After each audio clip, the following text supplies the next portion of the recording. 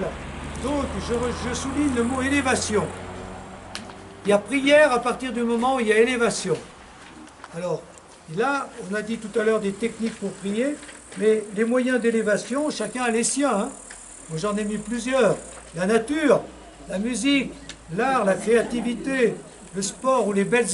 Quand on a fait une belle action, ah ben, on se sent élevé. Hein. Les belles rencontres, rencontrer, voilà. Les bons moments vécus, voilà. Donc, tout peut être élévation. Et quand on a la foi, ben, on sent cette élévation, on la vit, mais on met au bout de cette élévation au sommet, ce Dieu qui est là. Donc, transformer tout moyen d'élévation en prière. Ça va? Bien. S'accepter tel que l'on est. Petite sœur de mon âme, à la lumière de l'éternité, le bon Dieu me fait comprendre bien des choses, et je viens vous dire comment venant de sa part, de ne pas avoir peur du sacrifice, de la lutte, mais plutôt de vous en réjouir.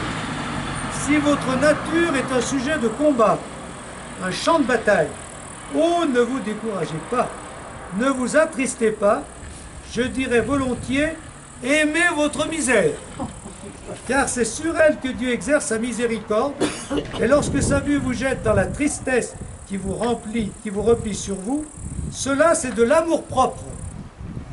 Aux heures de défaillance, allez vous réfugier sous la prière du Maître. Oui, petite sœur, sur sa croix, il vous voyait, il priait pour vous, et cette prière est éternellement vivante et présente devant son Père. C'est elle qui vous sauvera de vos misères. Plus vous sentez votre faiblesse, plus votre confiance doit grandir, car c'est à lui seul que vous vous appuyez, ou sur lui seul, je ne sais pas, enfin. C'est sur lui seul que vous vous appuyez. Alors, ça c'est intéressant. S'accepter tel que l'on est, c'est-à-dire si on ne se sent pas bien, tant mieux. Et si votre nature est un sujet de combat, c'est-à-dire que voilà, vous combattez contre la colère, contre vos énervements, contre vos inquiétudes, contre votre paresse ou contre tout ce qui... Je ne sais pas quelle est votre nature. Si votre nature est un sujet de combat, ne vous attristez pas, aimez votre misère. C'est-à-dire que vous acceptez tel que l'on est, et justement, si notre nature est un sujet de combat, si on est dans la misère, ça doit nous tourner vers Dieu. Ça doit nous faire rebondir vers Dieu.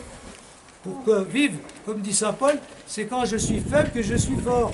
Plus on voit qu'on est dans la misère et qu'on doit combattre notre pauvre nature pour en faire quelque chose, plus on doit se tourner vers Dieu parce que c'est lui qui peut nous aider. Comment? Dieu se met dans nos faiblesses. Donc, met sa force dans nos faiblesses. Voilà. Ça va comme ça? Qu'est-ce que vous en dites de ça? S'accepter tel que l'on est. Et non pas vouloir être autre chose que ce que l'on est. Et faire avec Dieu à partir de ce que l'on est. Et si on sait qu'on n'est pas bien, eh bien, toi Seigneur, tu peux m'en arranger. Donc on lui fait confiance. On ne va pas se lamenter tout le temps. Ça va comme ça? Ne jamais se décourager, ne jamais s'attrister, aimer sa misère. C'est un peu fort, mais c'est comme ça. Bon, vivre l'humilité en acceptant de s'abaisser et de descendre. Ça, c'est très classique. Hein. Elle médite sur le mystère de l'incarnation. Dans une humble et pauvre étable repose le Verbe de Dieu. C'est le mystère adorable que l'ange révèle en tout lieu. Gloria in excelsis Deo. Le Tout-Puissant a besoin de descendre pour épancher les flots de son amour. Il cherche un cœur qui veuille le comprendre, et c'est en lui qu'il fixe son séjour. Jésus me dit, « Regarde-moi, tu pourras mieux comprendre le don de soi. L'anéantissement pour m'exalter, tu dois toujours descendre. Que ton repos soit dans l'abaissement. C'est là toujours que se fait la rencontre. Pour me trouver, il faut s'anéantir. Au tout petit se révèle et se montre le Dieu caché que ton amour voudrait saisir. » Thérèse de Lisieux. Comment? Ça me rappelle Thérèse de Lisieux. Thérèse de Lisieux, oui. Tout petit. Se faire tout petit devant Dieu, s'abaisser, mais aussi s'abaisser au service des autres. S'abaisser, comme Jésus s'abaisse avec le lavement des pieds. Hein, voilà. Et s'abaisser, ça veut dire quoi? Descendre, s'abaisser, c'est notamment avec les autres, accepter les tâches les moins nobles, les plus ingrates, celles que personne ne veut faire. Voilà. Et Mère Teresa le disait bien, hein, voilà. Aussi, Sœur Jeannette de Touraine l'avait dit, hein, la fondatrice des Sœurs de la Charité, laver les plaies, voilà. Soigner des malades ingrats qui rouspètent, enfin, voilà, faire le sale boulot. Il y en a partout. Hein, voilà. Alors, d'après vous, si vous appliquez ça à votre vie, et si vous essayez de vivre ça, le sale boulot, le boulot que personne ne veut faire, c'est quoi par exemple? Si bien dans la famille que dans la vie professionnelle, ou que dans la vie paroissiale ou autre, c'est quoi? Dites-moi, donnez-moi des exemples d'abaissement qu'on doit vivre, c'est-à-dire faire le travail que personne ne veut faire, parce que les choses que personne ne veut faire. Nettoyer les toilettes d'un espace collectif. Voilà, ça déjà, nettoyer les toilettes. Un espace collectif. Voilà, et puis pour encore. Très collectif. Comment? Balayer. Faire le ménage. Là, on peut imaginer qu'on fait le ménage de sa vie. En fait, la disposition intérieure, elle détermine la façon dont on va vivre. Faire le ménage, c'est vraiment... C'est comme faire des inventaires, c'est faire le ménage de sa vie. En même temps, dans le mouvement, il y a une méditation aussi qui peut se faire. Tu vas un peu vite, un peu trop vite, parce que c'est ce que va dire De Bruyne. Moi, je ne sais pas, je Non, la semaine prochaine, De Bruyne dit quand on fait le ménage, il faut le faire en faisant le ménage intérieur. c'est comme ça que je fais le ménage. Pour donner du sens.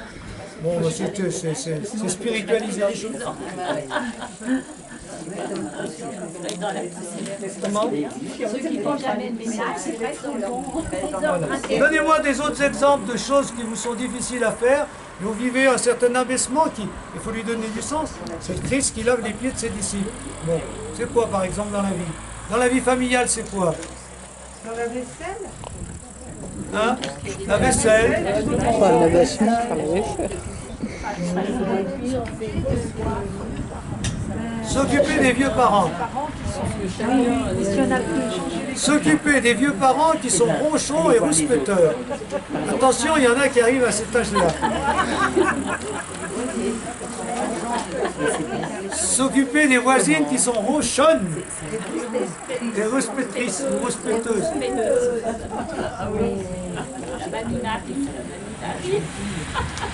Non, mais il y a aussi écouter les gens qui ravagent toujours les mêmes choses. Il y a plein de choses comme ça. Hein? Bon, il y a toujours plein de choses, plein de contrariétés, plein de descendre. Voilà, des conseils tout simples. Alors on continue. On va rester dans les temps. Restez simple comme un enfant. Il me semble que la prière est un repos. On l'a déjà dit tout à l'heure, mais c'est recité pour cette. Un délassement. On vient tout simplement à celui qu'on aime, on se tient près de lui comme un petit enfant dans les bras de sa mère, et on laisse aller son cœur. Tu aimais tant t'asseoir tout près de moi et me faire des confidences, c'est comme cela qu'il faut aller à lui, si tu savais comme il comprend bien. Donc, voilà, il a déjà dit, mais c'est pour dire la simplicité, pas de complications, rester simple. Et donc, dans la Bible, celui qui avait écrit les pages que je vous dis là, que je résume et que je commente, cite la Bible. « Seigneur, je n'ai pas le cœur fier, ni le regard ambitieux. Je ne poursuis ni grand dessein, ni merveille qui me dépasse. Non, je tiens mon âme égale et silencieuse. Mon âme est en moi comme un enfant, comme un petit enfant contre sa mère. » Donc, là, rester simple dans la prière et dans toute la vie. C'est-à-dire, fuir les complications de toutes sortes. C'est le commentaire que je fais, hein, vous l'avez. Rester naturel et spontané avec Dieu. Hein, voilà. Avec les autres, pareil. Même si dans la société, notamment, dans les demandes administratives, tout est de plus en plus compliqué, ça vous le savez. Hein. Oui. Là, c'est de plus en plus compliqué. Alors la simplicité, il faut la cultiver dans la prière et dans la vie. C'est-à-dire fuir les complications, rester spontané, rester naturel, rester soi-même, aussi bien avec les autres qu'avec Dieu. D'accord? Est-ce que vous avez d'autres conseils sur la simplicité ou d'autres manières de voir la simplicité de l'enfant qu'on doit garder en soi et cultiver? dans les évangiles, on le retrouve souvent. Comment? Dans les évangiles, on le retrouve, soyez comme les petits-enfants. Oui, ben ça revient constamment. Voilà. Alors, il y a plusieurs choses. Pour la confiance, c'est aussi pour, voilà, pour la spontanéité, oui, pour différentes choses. Hein. L'ouverture, l'accueil, la capacité d'accueillir, l'enfant il est toujours dans le présent. Être dans le présent, voilà. L'enfant, il y a... Oui, est-ce que vous voyez, puisqu'on est sur ce sujet, d'autres qualités de l'enfant, des qualités naturelles qu'on doit cultiver en toute notre vie. Il rumine peu l'enfant. Pas trop se poser de questions. Il rumine pas l'enfant. Comment? L'enfant ne rumine pas. Il rumine pas. Ah, peut-être pas, peut-être pas. Ah, Ça dépend. faire confiance, la confiance, la spontanéité, le jeu, Puis besoin d'être aimé. le jeu, jouer. Voilà. Et sa fragilité, c'est ce qui fait sa grandeur en fait. Et il en joue l'enfant, il le sait. La fragilité, oui. Se savoir fragile. Donc on se remet entre les mains de plus fort que nous. Il va à son essentiel, il n'est pas forcément mieux. Voilà. Aller à l'essentiel. Bon. Et puis, s'oublier, faire mourir le moi pour être libre. Là encore, on rejoint les psys aujourd'hui. Hein. L'ego, l'ego, l'ego. Et les pères L'ego. du désert, Comment? mourir à soi-même, c'est les pères du désert, c'est quand on se dit mourir Les à pères du soi-même. désert, mais c'est déjà Jésus aussi quand même. Hein. Voilà. Bah oui, Il mais me- c'est avant les psys, quoi. je C'est veux bien dire. avant, oui. Les oui. psys, ils n'ont rien inventé. Ils ont mis, Non, en ils ont fait, laïcisé la spiritualité. ils se sont adaptés à la société et à la culture qui était variée, différente. Il fallait une sorte de neutralité de langage qui soit un peu universel. Parce que le Exactement, psychiatre, voilà. il peut passer d'une personne athée à un musulman, à un juif, ça. Alors, s'oublie. Il me semble que l'âme la plus libre, c'est la plus oublieuse d'elle-même. Si l'on me demandait le secret du bonheur, je dirais que c'est de ne plus tenir compte de soi, de se nier tout le temps. Voilà une bonne façon de faire mourir l'orgueil. On le prend par la famine, c'est-à-dire on ne lui donne plus de moi à manger. Hein. Voilà. Vois-tu, l'orgueil, c'est l'amour de nous-mêmes. Eh bien, il faut que l'amour de Dieu soit si fort qu'il éteigne tout amour de nous. Saint Augustin dit que nous avons en nous deux cités, la cité de Dieu et la cité du moi. Dans la mesure où la première grandira, la seconde sera détruite. Une âme qui vivrait dans la foi, sous le regard de Dieu, qui aurait cet œil simple dont parle le Christ en Évangile, c'est-à-dire cette pureté d'intention qui ne vise qu'à Dieu, cette âme-là, il me semble, vivrait aussi dans l'humilité. Elle saurait reconnaître ses dons à son égard, car l'humilité, c'est la vérité. Mais elle ne s'approprie rien, elle rapporte tout à Dieu, comme faisait la Sainte Vierge. Voilà. Alors, je mets le commentaire, l'exercice qu'il faut faire pour vivre tout ça. Cultiver la vraie liberté intérieure, c'est celle qui ne cherche pas à satisfaire les envies, les désirs, les pulsions du moi, moi, moi. D'accord. Moi.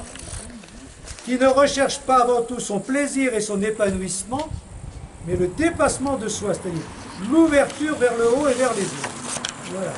Donc, faire mourir le moi, ses désirs, ses envies, ses soucis, ses peines, ses contrariétés. Moi je ci, moi je là, voilà. Hein?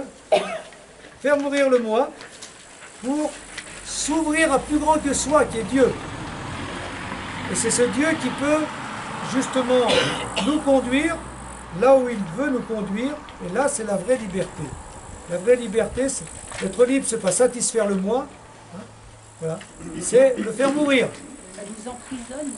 Le moi nous emprisonne. Le moi au ras du sol, quoi, le moi naturel. Voilà. Ce n'est plus moi qui vis, c'est le Christ qui vit en moi. Voilà la vraie liberté des chrétiens. C'est ce que j'ai dit tout à l'heure. C'est ce qu'on avait aussi dans la prière, la Sainte Trinité. Ah, envahis-moi, ensevelis-moi. Voilà, fais mourir. Sans ensevelir, c'est faire mourir aussi. Hein. Ça va dans le même sens. Alors, faire mourir le moi, est-ce que c'est facile? Il revient toujours, hein? Ah oui, oui. Comment? Il y a certains psy qui disent oublier les autres, penser à soi et faire ce qui est bon. Ah, tu fais bien de dire ça. Il y a certains psys qui disent que... Il a sorti ça, hein. Il y en a qui parlent presque du saint égoïsme. Pense à toi. Moi d'abord et après les autres. Voilà, et c'est ce qu'on nous dit depuis le Covid. Prends soin de toi, mais non pas des autres. Est-ce que c'est pas pour ça aussi que quelque part les églises évitent, parce que justement,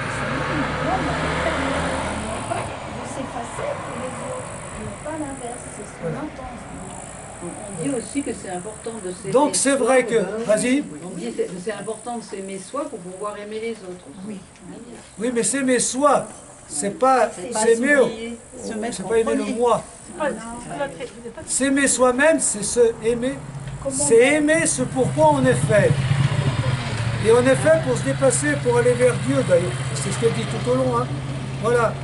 Donc l'amour de soi, c'est pas je vais m'épanouir moi-même, en ne tenant pas compte des autres. Et ça, c'est vrai que il y a les deux tendances dans les psys d'aujourd'hui. Il y a les deux tendances. Il y a la tendance, il faut faire mourir le moi, mais il y a peut-être encore la tendance plus forte, épanouis-toi toi-même. Pense à toi. Avec ce sous-entendu, si tu ne penses pas à toi, si tu n'es pas épanoui, ben, tu ne vas pas pouvoir aider les autres. Ça, c'est un peu vrai. Mais d'un autre côté, oui, mais c'est pas pareil. Épanouir le meilleur de soi-même, c'est pas satisfaire tous ses envies, tous ses désirs. Quand on cultive le meilleur de soi-même, ça c'est s'aimer soi-même pour servir les autres. C'est comme les talents, enfin c'est la même chose que la parabole des talents. Les talents,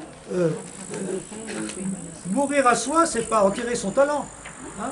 Mourir à soi, c'est dire j'ai des talents, j'ai des dons, donc je les développe, je les cultive, mais pas pour les garder.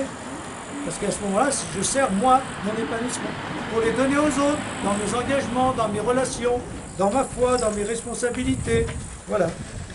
Je reviens au Covid.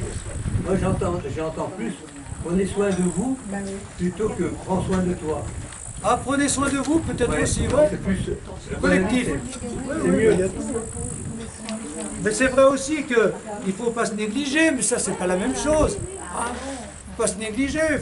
Si on ne se nourrit pas, on ne va pas avoir la force de faire les choses. Hein. C'est vrai sur le plan spirituel aussi, si on ne se nourrit pas spirituellement, on ne va pas pouvoir témoigner. Donc il faut se nourrir spirituellement par la prière, par la méditation, par des mini-retraites, par des... Vous savez, moi quand je prépare toutes les mini-retraites, ça me nourrit drôlement, hein, parce que je lis plusieurs fois les livres, il y a des fois je les arrête, je trouve que ça pas, puis après je les reprends. Mais bon, moi j'ai fait ça depuis 40 ans parce que ça me... Si les gens viennent, tant mieux, s'ils ne viennent pas, au moins ça sera pour moi. Et c'est pour le moi. Ah mais c'est vrai. Ben, c'est de plus en plus vrai parce que maintenant, Eh ben, tu penses à ton toi. je pense à mon moi, mais à mon vrai moi. Celui que Dieu vient habiter, transformer. Voilà. C'est comme quand on va dire une messe. Si on dit je ne dis la messe que s'il y a beaucoup de gens, on dit ah non, je vais dire la messe d'abord pour me nourrir moi. Tant mieux s'il y a du monde. Voilà. Moi, t'aimes pas quand il n'y a pas trop de monde. Ah non, j'aime pas, c'est pas pareil, mais je veux bien que j'y vais. Non, mais c'est vrai, il faut faire les choses d'abord pour Dieu et pour Dieu en soi. Ça va? Oui, très bien. Et la... Oui? C'est le fameux, vous aviez fait une conférence sur Henri Le Sceau. Et Oui. c'est le soi, c'est votre Henri Le Sceau. Le sceau, oui. Il parle du soi que vous aviez Oui, mais c'est pas le même. Si, c'est ça, c'est ce que vous évoquiez là, le vocabulaire d'Henri Le Sceau, il appelle ça le soi. Ce moi qui s'élève. Ah oui, oui, oui, le soi. Le vrai soi, c'est le moi qui s'ouvre à plus grand que soi. Voilà, et ben voilà, c'est ça que veut dire Henri Le Sceau dans le soi. Oui, mais ça, c'est une bonne définition de soi-même. Je ne suis moi-même que quand je suis plus grand que moi-même. Et pour être plus grand que moi-même, je me dépasse par tous les moyens humains, et surtout par la foi et la rencontre de Dieu qui m'élève vers lui. D'accord? C'est bon? Et on termine par... Ah non, il y a pour deux choses. Cultiver. Cultiver, ben oui, il faut que j'aille cultiver en nous l'ardeur apostolique. Oh, qu'il est puissant sur les âmes, l'apôtre qui reste toujours à la source des eaux vives. Alors qu'il peut... Alors il peut... Je crois que le... Alors il peut déborder autour de lui sans que jamais son âme se vide puisqu'il communie à l'infini. Ça c'est beau ça, hein. L'âme ne se vide jamais quand elle... Voilà, c'est beau. Bien. Je prie beaucoup pour vous afin que Dieu, elle s'adresse à un prêtre, hein, afin que Dieu envahisse toutes les puissances de votre âme, qu'il vous fasse communier à tout le mystère, que tout en vous soit divin et marqué de son sceau, afin que vous soyez un autre Christ travaillant pour la gloire du Père. Vous aussi, n'est-ce pas, priez pour moi. Je veux être apôtre avec vous, du fond de ma chère solitude du Carmel, je veux travailler pour la gloire de Dieu. Donc voilà, ça rejoint Thérèse de Lisieux, hein, qui est la patronne des missionnaires, alors qu'elle n'a jamais été en mission. Mais parce que les vrais moines sont pas des moines qui, simplement Dieu et moi et Dieu, hein. Ils rencontrent Dieu pour signifier l'absolu de Dieu, qui seul peut combler le cœur humain. Et donc, en ce sens-là, ils remplissent une mission, mais en même temps, ils ne cessent de prier pour l'évangile, l'évangélisation. Hein. Donc, ils sont apôtres par la prière. Hein, voilà. L'apostolat par la prière. Voilà. Et donc, elle avait de l'ardeur dans la prière, mais aussi, on peut dire, un souci ardent de la mission et de l'apostolat. Bon, comme Thérèse de Lisieux, comme beaucoup d'autres moines. Et puis la dernière chose, se nourrir de l'Eucharistie. En tenant une admirable antienne. En l'anniversaire de ce jour où Jésus fit en moi sa demeure, où Dieu prit possession de tout mon cœur, tant et si bien que depuis cette heure, depuis ce colloque mystérieux, cet entretien divin, délicieux, je n'aspirais qu'à donner ma vie, qu'à rendre un peu de son grand amour au bien-aimé de l'Eucharistie, qui reposait en mon faible cœur, l'inondant de toutes ses faveurs. Jour béni le plus beau de ma vie, donc de sa communion, hein. Jour où Jésus reposait en moi, jour où j'entendis parler sa voix tout au fond de mon âme ravie, jour bienheureux, première entrevue de mon âme avec le Dieu d'amour. Bon, ben voilà, j'ai terminé là pour dire qu'il faut se nourrir de l'Eucharistie, et que pour elle, l'Eucharistie, c'était vraiment une rencontre d'amour avec le Christ, et comme je l'ai dit tout à l'heure, mais je le rappelle ici, donc c'est se remplir de l'amour du Christ pour se donner aux autres, d'accord? Se donner à Dieu et aux autres. Donc, pour communier, il faut avoir ce sens-là. Je me nourris de l'amour du Christ pour que je me donne mieux aux autres dans ma vie quotidienne, dans mes engagements, dans mes responsabilités. Voilà. Conclusion. Qui est-ce qui veut nous dire un mot de conclusion sur Élisabeth la Trinité? Ça va? Le Carmel, c'est pas donné à tout le monde. Comment? Le Carmel. Ben, le Carmel, c'est pas donné à tout le monde, mais... C'est là où on voit que... Ouais, il n'y a pas que le Carmel, hein. Maintenant, elle est morte à 26 ans. Est-ce qu'elle serait morte à 90 ans? Est-ce qu'elle aurait dit jusqu'au bout des belles choses? Oui, bien sûr, elle sera les bonnes. Quand même atteint un seuil. Aussi jeune, oui. Ben, moi, je ne sais pas si c'est... C'est pas sûr. Il faudrait, mais c'est pas si sûr. Hein. Pas si sûr. Quand on rencontre des vieux moines ou des vieilles sœurs, Des fois, je ne reconnais pas tout ça. Hein. Mais elles écrivaient ça quand elles ont commencé leur parcours. Mais quand on voit des vieux chrétiens aussi, ou des vieilles chrétiennes, on en rencontre encore. Non mais, il y a quand même dans ces spiritualités-là, comme Thérèse de Lisieux, il y a l'élan de la jeunesse quand même. Et il y a un élan, et il faut aussi dire qu'il y a un élan qui peut-être peut retomber au fil des années. Hein. Bon. Mais n'empêche qu'elle nous invite à garder cet élan.